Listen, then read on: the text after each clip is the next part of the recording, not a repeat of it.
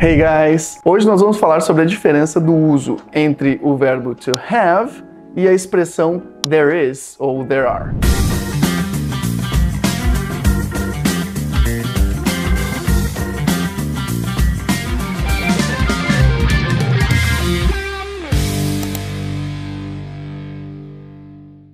Para falar sobre esse assunto, primeiro a gente tem que falar sobre o português, para depois comparar como funciona em inglês. Em português, quando a gente está falando sobre o verbo haver, há ou existe alguma coisa em algum lugar, é muito comum em português a gente usar o verbo ter. Por exemplo, tem um livro aqui. Não sei se você sabia, mas isso está incorreto. É gramaticalmente errado a gente falar tem um livro aqui em português. O correto seria há um livro aqui. O que acontece é que com o passar dos anos, o verbo ter acabou tomando esse lugar do verbo haver e a gente utiliza de maneira informal o verbo ter naturalmente nesse sentido. Essa situação não aconteceu em inglês. Então, o verbo ter no sentido de haver não faz o menor sentido em inglês. Quando a gente estiver falando sobre haver em inglês, você deve utilizar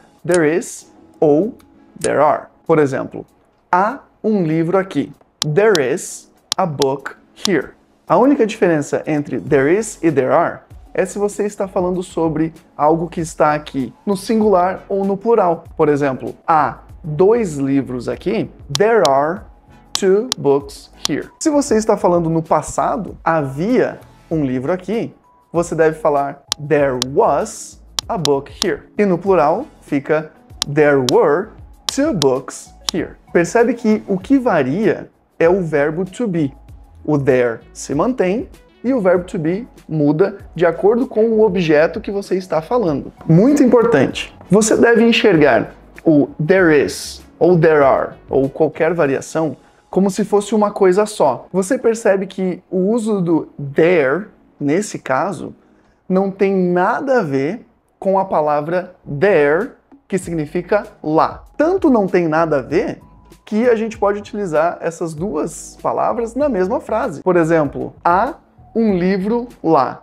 There is a book there. Para completar essa ideia, deixa eu comentar sobre o verbo to have. O have a gente só vai utilizar em 2 situações. Quando a gente está falando sobre posse, por exemplo, eu tenho um carro, I have a car, ou quando eu tenho que fazer alguma coisa. Por exemplo, eu tenho que estudar. I have to study. Muito cuidado com algumas frases que a gente pode utilizar tanto o have de posse quanto o haver. Por exemplo, há um problema. Tem um problema. There is a problem. Mas eu poderia também falar eu tenho um problema. Nesse caso, ficaria I have a problem. Então percebe, uma mudança sutil na frase, mantendo a mesma ideia, mas a estrutura fica totalmente diferente. Então muito cuidado. Ah, é sério? A Trícia explicando e ela... Ninguém vai prestar atenção na frase, tá ligado? Então deixa o like, se inscreva no canal para receber o conteúdo semanalmente. Se você ainda ficou com alguma dúvida sobre esse ou algum outro conteúdo, deixa aqui nos comentários que eu vou fazer um vídeo respondendo as principais dúvidas de vocês. Ok, guys? Thank you very much. See you next week. Bye bye.